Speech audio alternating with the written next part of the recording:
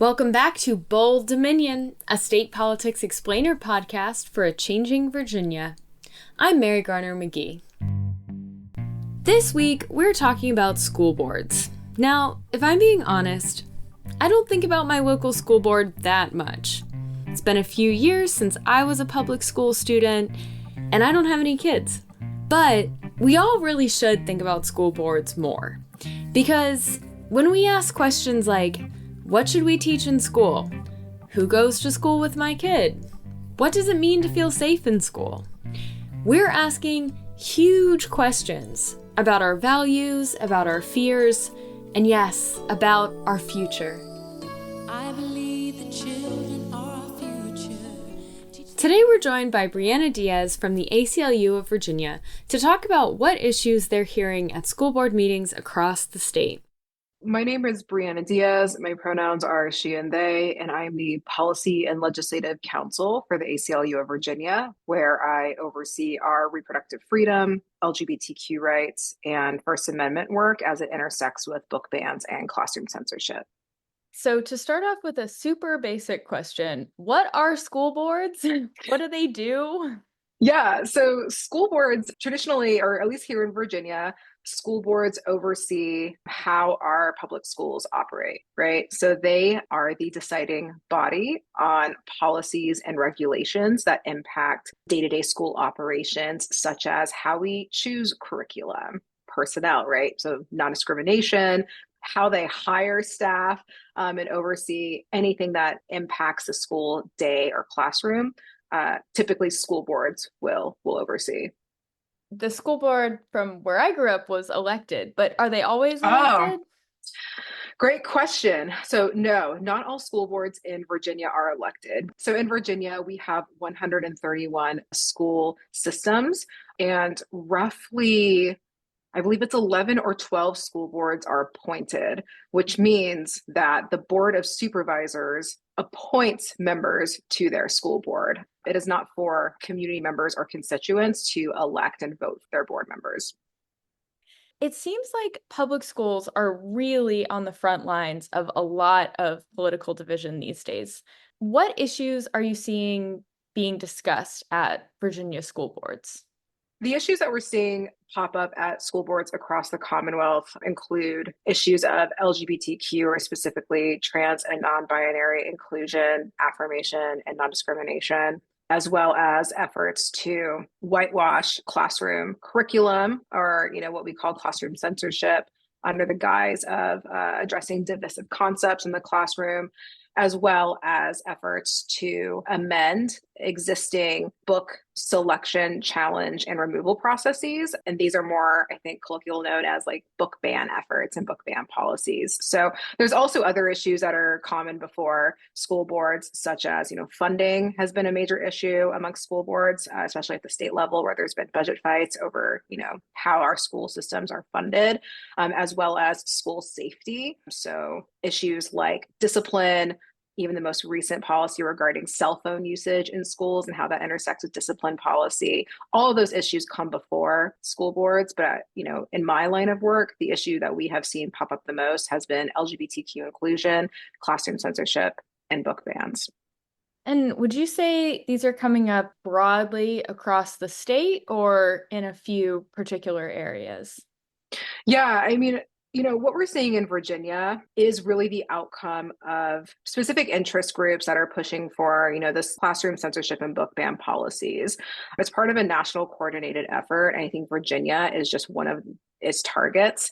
And I think an example that illustrates that is, review done by the American Library Association said that last year, Virginia ranked second in the nation of the amount of books challenged in our public school libraries, or in our public libraries. We were second to Texas. And as a Texan, I take that personally. But yeah, so, we are seeing this across Virginia, and it is definitely concentrated. I think some of the most extreme policies that are pushed for by these interest groups, we have seen in specific localities, right? An example of Hanover County. It was quite the popular example for some of the other issues I named, like classroom censorship and LGBTQ or trans inclusion in schools. And so for the example of Hanover County, as part of this book ban and classroom censorship effort, they recently amended their selection, challenge, and removal process, empowering the school board with sole authority to remove books on a whim.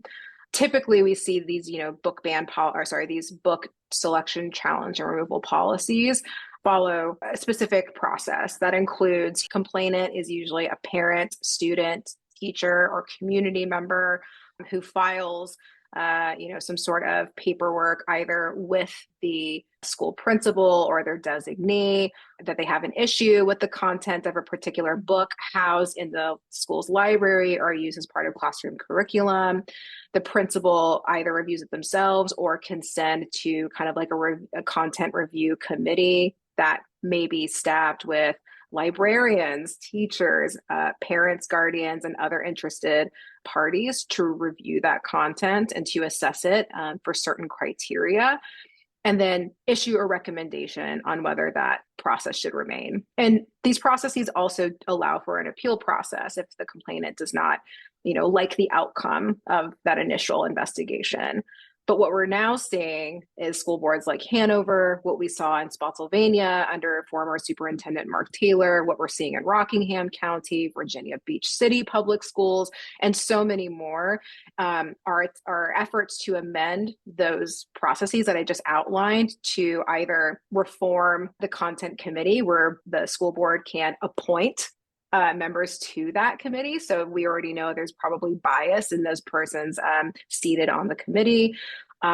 Or we can change the criteria that's used to assess whether the challenge material has any sort of academic merit or value to the community. And those criteria go from professional resources to things like Book Looks, which is a resource that is closely linked to like Moms for Liberty and those types of interest groups pushing these policies, right? So then there can be bias there. And then finally, like I said, with the original Hanover example of like removing that process altogether and just allowing the school board to cherry pick and remove books on a whim. So completely removing the community subject matter experts from the process altogether. What is the impact on students in school districts where this is happening? The impact on students in school systems where this is happening is that it sends a very clear message to all students, but in particular students that are queer and trans or non-binary, Black and Brown students, and students of other marginalized identities, that their stories and lives do not matter. There is so much power in seeing yourself reflected in class curriculum and library materials. And I say that from personal experience, not just, from what I hear from student advocates leading the charge against these policies in every school district that I've named, right? I remember being 13 years old and I myself am a queer person and seeing a book that had folks like me in it and knowing that I wasn't alone, that there wasn't something wrong with me. And from that, also learning like the deep history of the LGBTQ movement and many of the contributions we've made to like US and international like history, right? And like generally social justice movements. And so there is so much power in identity and in community.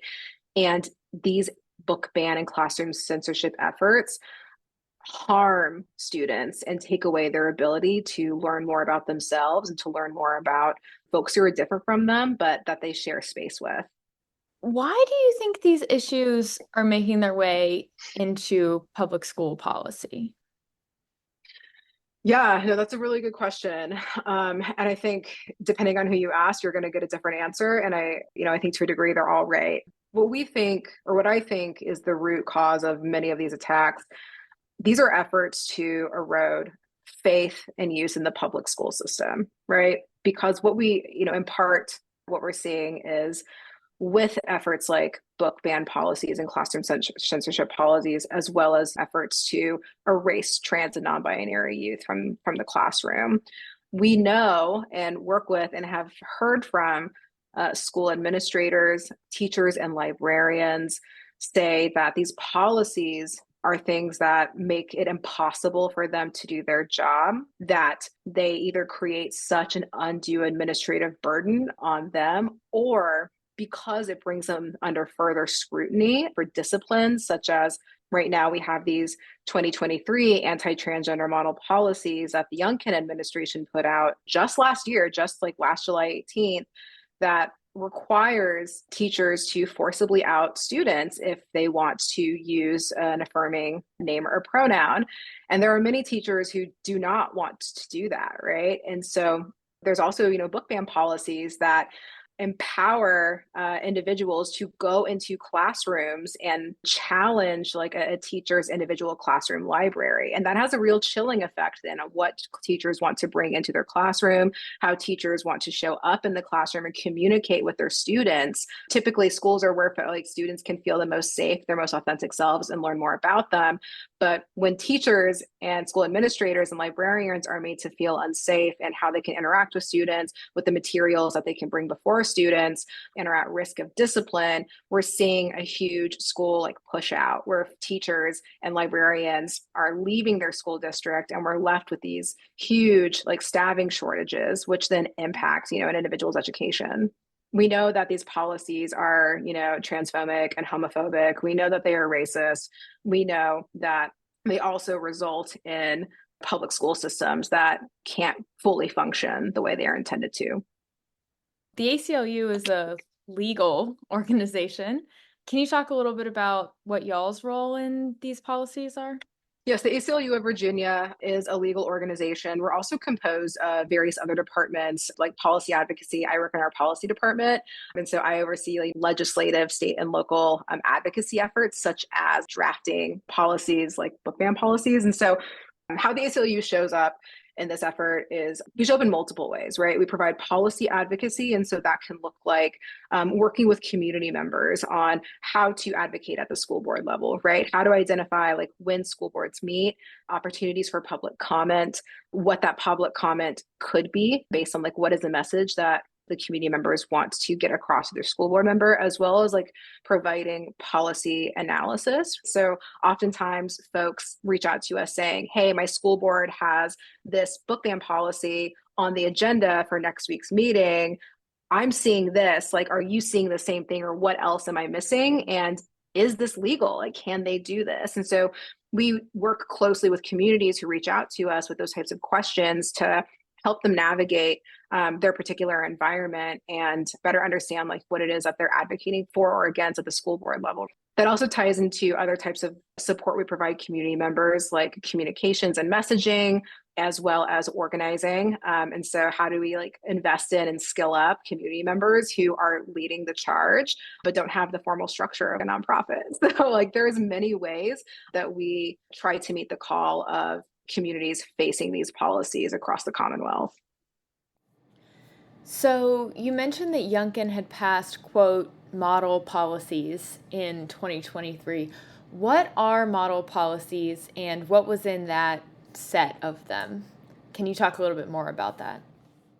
So what we call the 2023 anti-transgender model policies are model policies that the Youngkin administration's Virginia Department of Education issued in July 18th of 2023. So they've been out for about a year now. And what they do is that they actually replaced previous model policies that the Northam administration had put out, the 2021 treatment of transgender students in public schools model policies.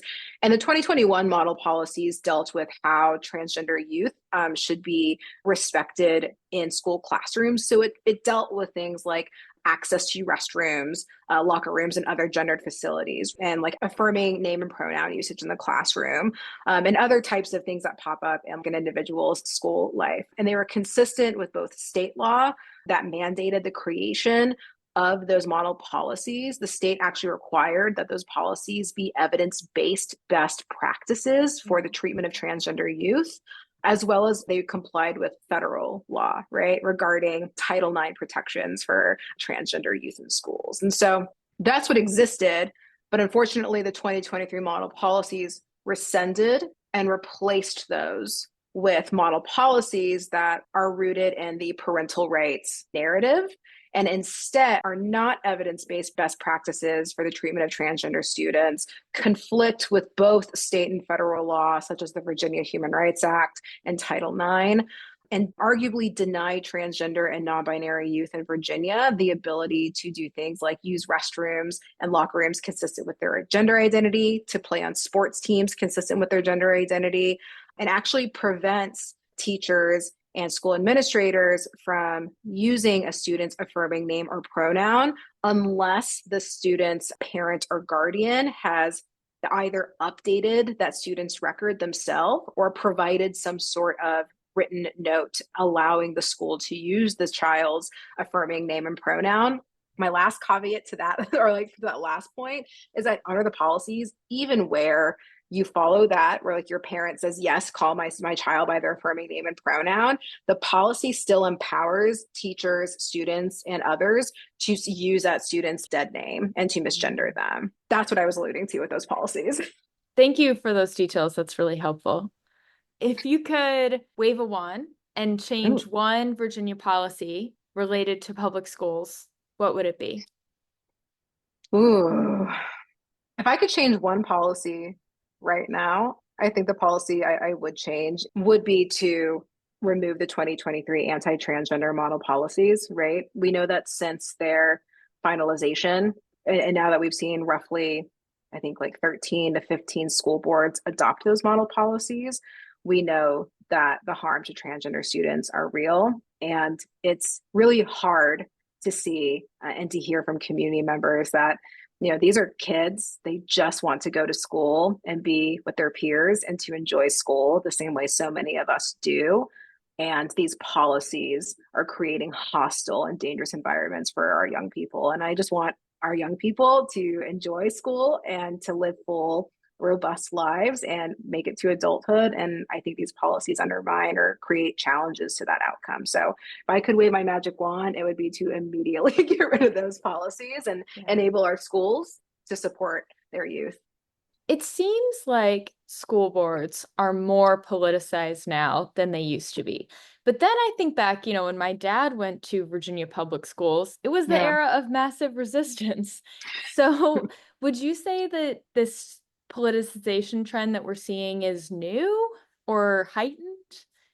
Yeah, no, it's a really thoughtful question. I think throughout time, we've had these moments of what we call like cultural moral wars, where particular marginalized groups or viewpoints are targeted, right? And I think we are in a moment again, you know, I think about book bans, right? And that the ACLU put out a book ban resource and how to combat book ban policies 5 years ago, because there was flare-ups 5 to 6 years ago in school districts attempting to pull books. And the books that are included in that resource are the same books that are being challenged and removed now. So while there is like this pattern in practice for what books are challenged, what fuels that drive, you know, I think we are just unfortunately in an era where it's become easy to target the most marginalized folks for political points. And unfortunately, our school boards are being used as a battleground for that fight yet again. So this is the part where I ask you to look into your crystal ball and predict the future. Where do you think this trend is going? Like you mentioned that kind of ebb and flow. Yeah, I mean, I think what we've seen or what we know is that a majority of Virginians, regardless of their political identity, oppose book ban efforts, right? We know through national polling, as well as polling done here in Virginia for the 2023 election, demonstrate that a clear majority of Virginians trust librarians, trust teachers to make decisions regarding age-appropriate content in school classrooms and school libraries. That's the reality. And so what is happening right now in Virginia and what we're seeing these horrible book ban policies seek to do is give a small vocal minority complete say over the content of our classroom. But that is politically unpopular with Virginians. And, you know, I think as we continue to work, you know, in close partnership with organizations like Virginia Education Association, with Pride Liberation Project, which is an advocacy organization of LGBTQ high school and college age youth that are leading the charge opposing these policies, we make known to our school boards and our community how clear our majority is, and that while you might have these wins in the short term, in the long term, they are unsuccessful. And I think to really exemplify that, as I'm thinking in 2023, the Spotsylvania school board race. Spotsylvania was infamous for its own school board members, previous school board members now advocating for lighting books on fire. That's what that school board was known for. And then its superintendent, Mark Taylor, issuing sweeping regulations, giving him the sole discretion to, again, choose and remove books. And that galvanized Spotsylvanians. And in the 2023 election, they flipped their school board and unseated those individuals and now have a school board that better reflects the majority that opposed those policies and that culture war. So, I mean, we're seeing this happen across Virginia. We're going to probably see it again this year in our school board election races. And so I think that is what I look to for knowing that we're heading in the right direction. What would you encourage listeners to do if they want to get more involved on this issue? Yeah, if you want to get more involved on trans equity in education, as well as classroom censorship and book bans, you can follow the ACLU of Virginia. You can sign up to be a member where you can learn more about the work that we are doing in partnership with communities to uplift their work at the school board level. But I also just recommend, regardless of who you partner with, whether it's us or one of the partners I named, get involved at your school board, right? Like, so much decision-making happens at that level, and you have the ability to inform what those policies look like. You have the ability to, at least in some district or majority of districts, vote for who represents you and to hold them accountable to what they run for. So often folks don't know what power their school board has, how to get engaged with them. And so I think like that is really where you can have a say in what your education environment looks like. So get involved, go to a school board meeting. Yeah, this was fascinating. So interesting. I really appreciate your time. Yeah, happy to always talk about how great things are right now. So thank you. Thank you for reaching out. Y'all are working really hard on it. So we appreciate that. Yeah. Are you talking to other folks about this? Yeah. We have reached out to, this is terrible, I can't remember the person's name, but somebody who was in the General Assembly and recently stepped down because they said they wanted to run for their local school board. Oh, Kelly Converse Fowler. Yeah. Virginia Beach. Yeah. But do you have any recommendations? Oh, I would, let me think. I would say, honestly, like Pride Liberation Project. Yeah. They're the ones who like led the school walkout and do all the school board advocacy work. Great. Yeah, we often do episodes with just one guest, but sometimes if we can get a couple, that's good too. But we have a bunch of shows that we work on and we try to get this one out every other week. And so if, we have a great interview where we feel like we've gotten most of the information that we need, sometimes we'll just go ahead and put it out. But we will definitely link Pride Liberation Project and maybe also reach out to them for an interview. Yeah, no worries. I just we work with them on everything school board related. So I have to always plug them. Yeah. Cool. Are they national or state based? No, they're state based. Like cool. They truly were they originally were Nova, like queer and trans youth in high school, but they led the charge. Like, if you're going to talk to Kelly Converse Fowler about the Virginia Beach School Board, it was the PLP chapter that did all the work opposing the 2023 model policies, as well as the book ban policy that school board adopted like 2 or 3 months ago. Thank you so much for coming on to talk to us about this. We really appreciate it. That was Breanna Diaz, Policy and Legislative Counsel at the ACLU of Virginia. Thank you again, Breanna, for sharing your time and your expertise with us. I also want to thank our assistant producer, Sarah Bastinelli, for scheduling, research, and editing this episode. I'm Mary Garner McGee, and you can find more Bold Dominion episodes at bolddominion.org and online at the Virginia Audio Collective. Here's another Virginia Audio Collective podcast you might enjoy. Crosswinds is about 2 Black neighborhoods in coastal Virginia. They've complained for decades about the harmful coal dust from export terminals. It's just amazing because if you look at it, it's mountains and mountains and mountains of coal. In Crosswinds, we'll listen to personal stories, expert testimony, and insider knowledge. Why are you killing my children? Is your profit really worth this? Bring 2024 everywhere. coaldustkills.org.